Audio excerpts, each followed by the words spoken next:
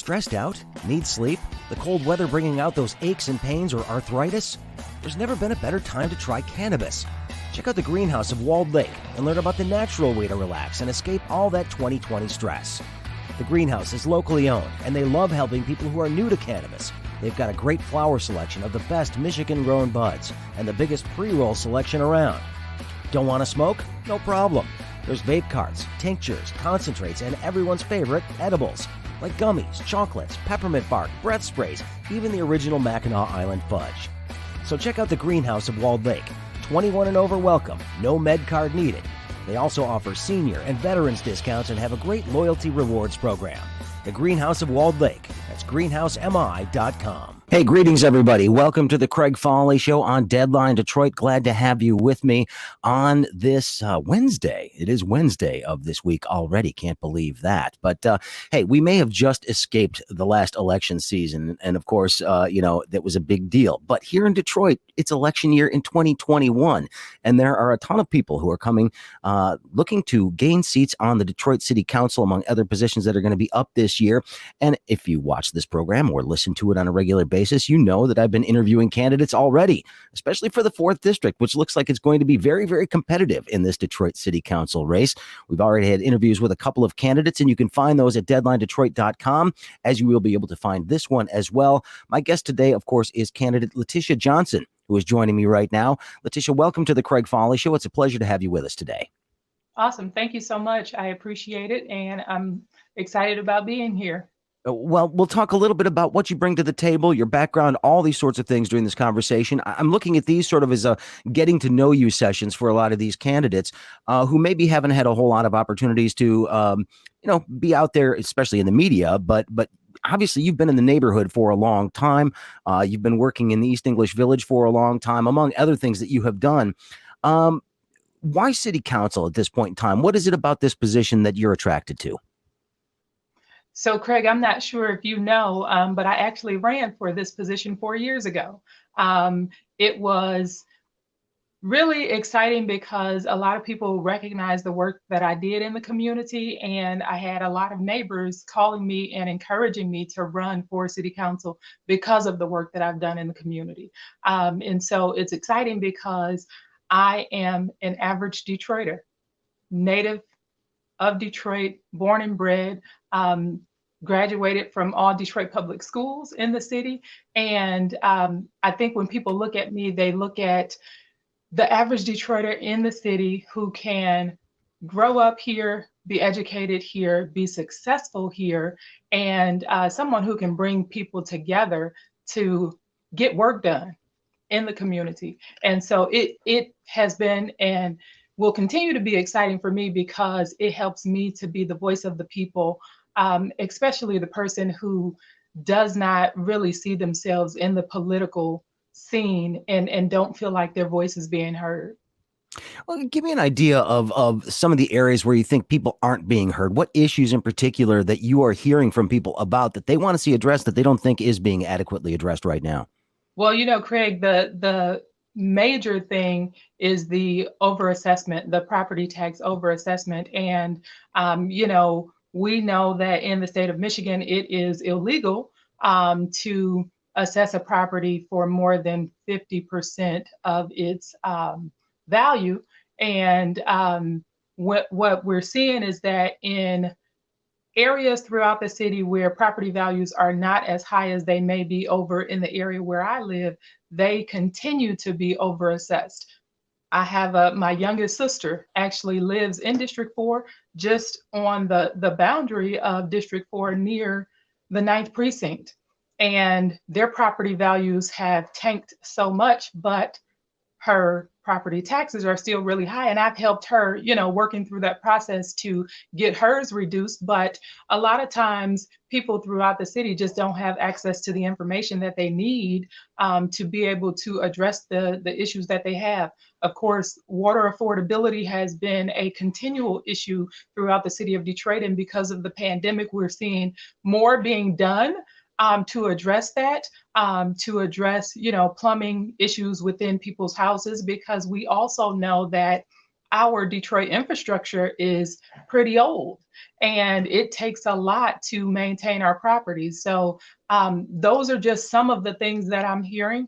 I know just from being involved in the community that access to information for our average residents is what kind of strangles people. And so typically by the time the average Detroiter receives the information, the resources have dried up. Yeah, and you mentioned a couple of things that we're taking a pause on right now. We're seeing a pause in evictions, and we're seeing a pause in water shutoffs as a result of COVID-19. There are a number of people in the community that would like to see long-term solutions to those issues.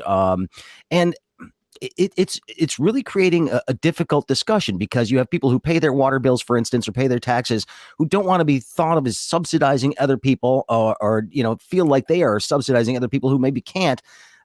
Do we have a good handle on how to deal with this long term and not just deal with it in this short term until everybody gets vaccinated? I don't necessarily know that we have a good handle on it yet. It's definitely something to delve into. A lot of people, though, recognize that there are corporate entities that do not pay their bills that create, even a greater issue. So if an individual said, they didn't want to subsidize another neighbor, well, we also need to consider subsidizing corporate entities and address that. Yeah, and again, it's one of those big debates that we've been having in Detroit for a long time. I mean, the city needs revenue. You talk about assessments on property taxes too. There was a reassessment done a couple of years ago. You're suggesting that they're still being overassessed at this point in time. What do you think you could do as a council person to get that issue looked at? Well, so number one, I will say when the story came out in the news and people had an opportunity to look at just how much their property may have been overtaxed. I have a neighbor and several neighbors who've been overtaxed over $10,000 over that course. My proposal is really helping to make sure that people get credits.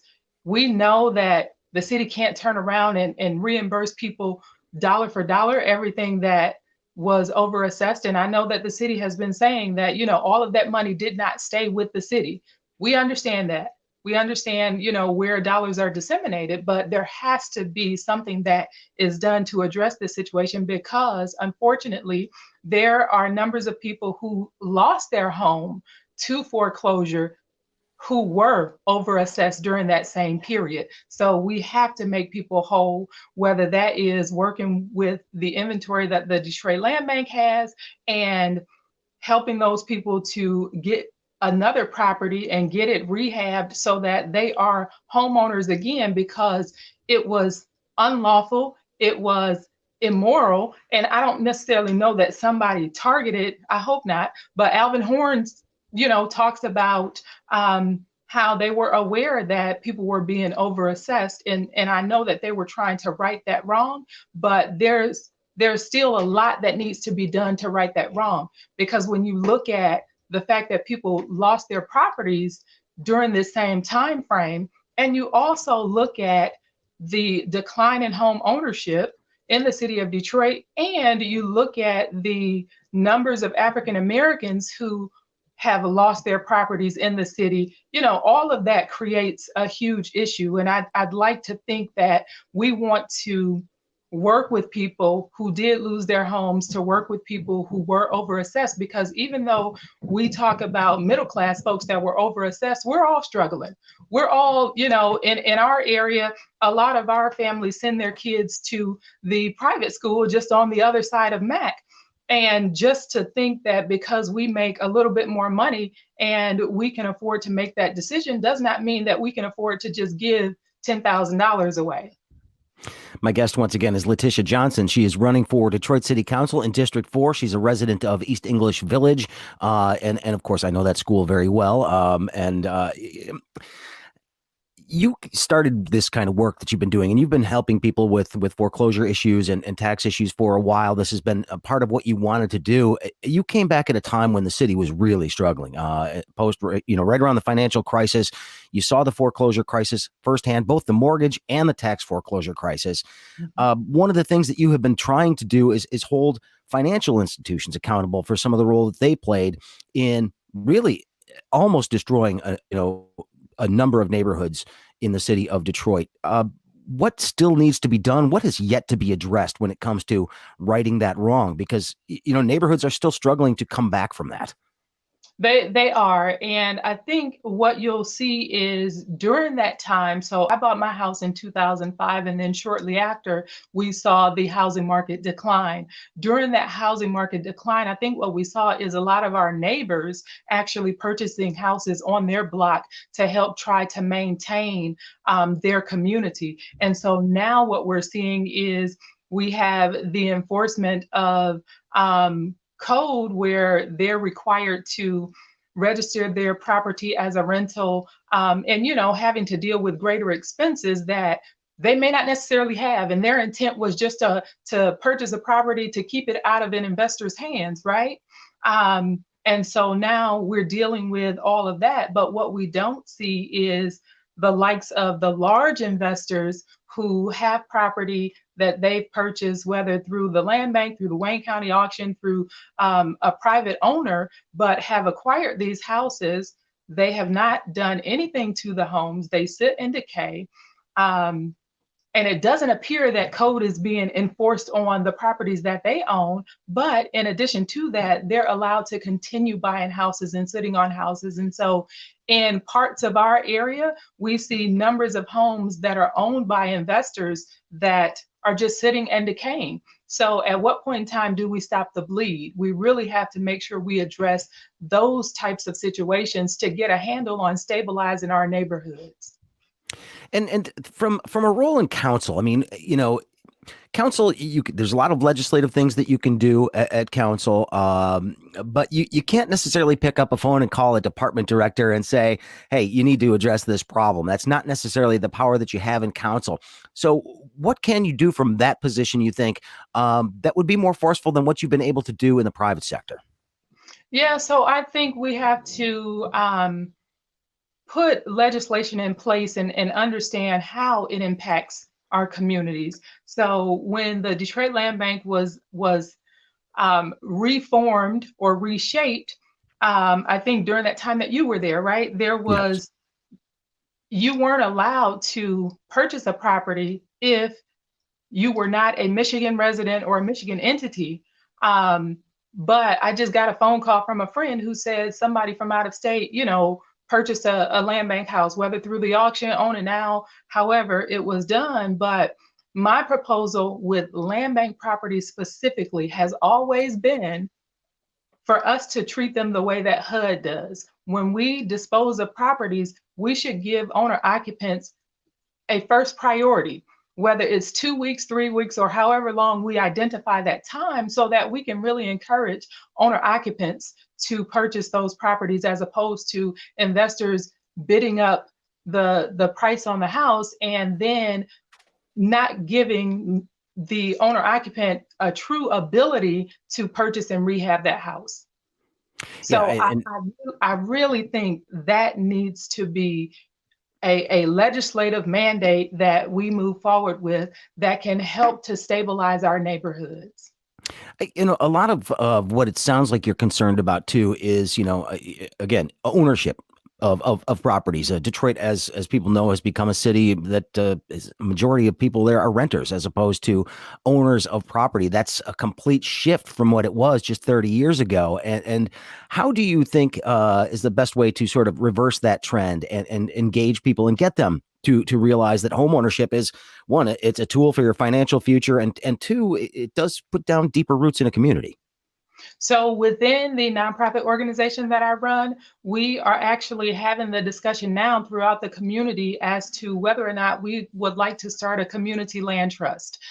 Because in parts of our neighborhoods, we're seeing property values just shoot through the roof, even greater than before I bought my house. And what's happening is we're displacing a lot of lower income African Americans, Black and Brown people from being able to purchase a property in the city of Detroit, or specifically in our areas, right? And so I think it's important for the city to support community land trusts, to support community development organizations in purchasing and rehabbing those properties and have them be affordable properties for residents in the community.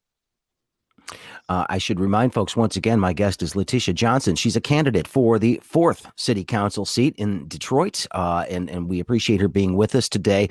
I want to talk about some of the other things that you've done in your career. You served as the treasurer for the 5th Precinct Police Community Relations Council. That's given you a pretty unique insight into the relationship between residents and the police in the city of Detroit and attempts to improve those relations. Where is Detroit in your mind in that thing? And what could you do on council to ensure that that relationship improves? Well, I was just recently term limited because I spent 6 years in that position, but I do believe that police community relations may be a bit better in Detroit, although we're starting to hear some rhetoric that makes me question that. But being on the board and working directly with the police, working with our commander, and having that relationship is extremely important. Case in point, I do believe that when neighborhood police officers come from the neighborhood, they police entirely different. We had a neighborhood police officer who lived around the corner from me, and he was able to empathize with residents. So when he got a phone call, he knew how to respond to it. And sometimes that was talking to neighbors and saying, well, that's not such a big deal. I'll go over and talk to them, right? Instead of being the typical police officer who wants to grab their weapon and strong arm people, right? People are more interested in having that amicable relationship. And I think it creates for a better situation. So on council, I know that in the past, there has been a push to encourage more police to move into the neighborhoods. I think that's vitally important. We see relationships, and when you look just throughout the world, when you develop relationships with people, it changes the way you correspond with them, right? And so I think that is extremely important. I don't know that, I know that, that was a mandate with the state that was changed, and we're not able to do that any longer, but definitely any way that we can encourage more police officers to move back into our communities will create a better situation for everybody. Well, encouraging police officers to stay in the city as well, it seems to be critically important, because we know that the Detroit Police Academy graduates a whole lot of really good people that then get taken away for suburban jobs and things like that. What can we do to encourage police to stay not just in the city but also in the department? Yeah, and so we know that pay has been the number one reason that a lot of people do that. But I would also think pay and just the element of crime that we tend to see. I personally did a ride along with a couple of police officers a few years ago, and I was disheartened to see that every single call that we went on was a domestic violence issue. And so that said to me, what can we do within our communities to address that so that the police are not responding to those calls? We've gotten ahead of the situation and dealt with it, whether it is making sure that we have mental health counselors that are available to people, making sure that people have access to good paying jobs, because I will always remember that one of the investigators with the Detroit Police Department, he always said that the way to reduce crime, believe it or not, is for us to have more married couples. When you have married couples, that husband and wife are responsible for one another and they make sure that they have good paying jobs, they're going to work and don't have time for all of the other extracurricular things that might be something that someone else would do. And so I think making sure that we address those things within the community, within our homes, within our families, is extremely important. And for me, I feel like all of this is recreating the village. We have to recreate that village so that we can support one another. And that goes back to housing and why it's so important for us to have socioeconomic diversity within our neighborhoods so that we can help uplift one another. Let's talk development for just a second because you talk about community benefits. We have seen, I guess, a renewed emphasis on getting community benefits agreements when new developments are taking place in the community. And they're not always perfect by any stretch. They may not do exactly what residents want, but what would you like to see in terms of before the city gives out any sort of tax abatements or anything else? What sort of guarantees do there need to be for the residents in the affected areas? Well, I think there has to be a true um, engagement of residents. So even being on these neighborhood advisory councils, I think residents should identify who should be on that neighborhood advisory council.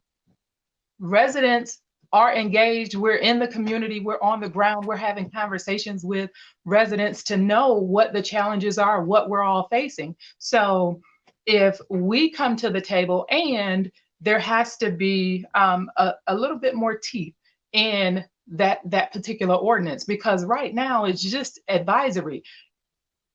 And the developer does not have to adhere to anything that the Neighborhood Advisory Council suggests or even recommends. It shows that, okay, we attempted to do some outreach, that we attempted to engage the community, but we have to give a little bit more in that respect, especially when we talk about having tax dollars that are supporting that development project. So when I think about community engagement, I think about everyone that's in that community having access to be involved in this process. And let's go back to access to information. A lot of times it just gets to the top people. It doesn't disseminate down to majority of the people within our communities. And I think that's what we tend to see. But what I would love to see is more of our residents engaged in the process, and having the ability to say what they'd like to see in their neighborhood, because no two neighborhoods are alike, right?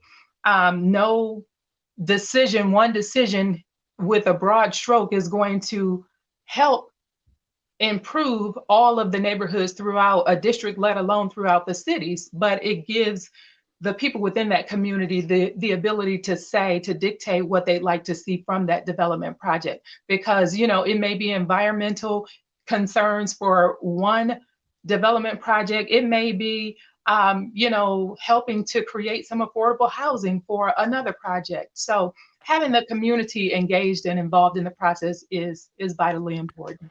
Well, I want to sort of follow up on that a little bit because I mean, as we know, the squeaky wheel tends to get the grease, right? And certain neighborhoods are more organized than others, and they have a lot more outreach going on. I mean, East English Village, for instance, the association there is very, very active, and they do not hesitate to pick up the phone and call anybody they can to get their problems addressed. Not every neighborhood has that sort of level of engagement, and how do you increase participation in block clubs, neighborhood associations, things like that? Just in terms of true engagement, how can we improve that? So I think you start with the community advisory councils that are now being formed throughout the city. District 4 just created one. District 4 has a lot of phenomenal community leaders.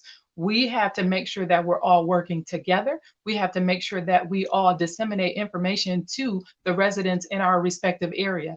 I think that is one thing that the council person can do to help make sure that communication is being had, that there's transparency before a vote.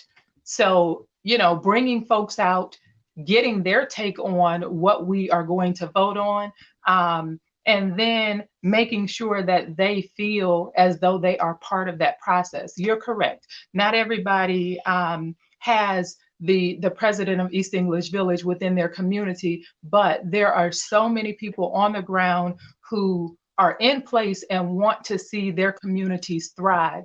And if that means, okay, we need to help to encourage and support them to develop that, then I personally am willing to do it. I did it as an AmeriCorps member. And so I think, it's just important for people to feel like they are a part of the process.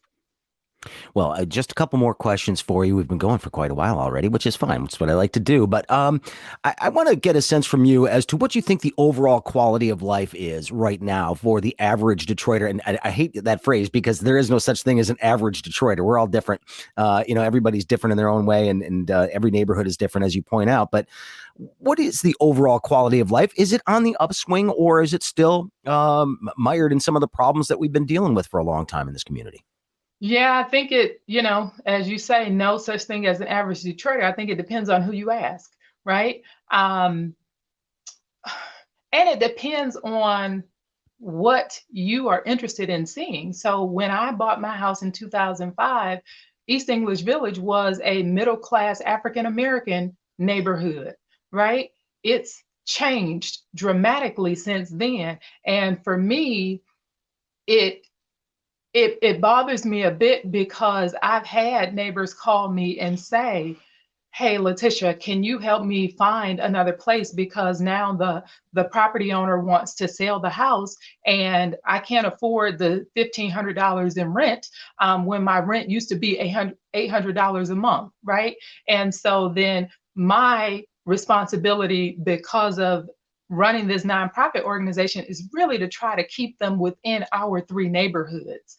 And that can be challenging because when you have a family and you're trying to help them to find a good quality house, you're looking for a house that is move-in ready. That's $800 a month. That now has become more and more difficult. So it just depends on who you ask. In East English Village, our neighbors tend to have more concerns with just general basic quality of life issues, making sure that we look at the broken windows theory. You address the small things and prevent them from becoming big things. In other areas, like I said, they're focused on all of the houses that investors own, and these houses are sitting and decaying. So trying to address that. Someplace else you might have concerns about the trash can just being out all day, every day. And so I think a lot of people still have a number of issues that they want to see addressed. I think one of the most important things is to fill our vacant houses and get people in them so we have more eyes and ears throughout the community, so that we improve public safety throughout our communities, and we develop neighborhoods, we redevelop neighborhoods. Well, a last question for you, and I want to give you an opportunity to tell somebody, and this is a simple question: why should they vote for you for District 4 City Council? Because I'm the best qualified candidate. How about that? Like I said, I'm a native Detroiter. I've lived on the East Side since I was 8 years old, and that's over 35 years. I have been born and bred in Detroit. I am now wanting to give back to the community. I come from a large family. I'm the 5th of 8 children. I can empathize with what's happening throughout our communities, what families are dealing with. And within the nonprofit organization that I run, I've really tried to make sure that we help to address the needs of residents in the community, whether it is housing, whether it is helping them to acquire things that they do not have. We have a community free store. We also offer job training programs.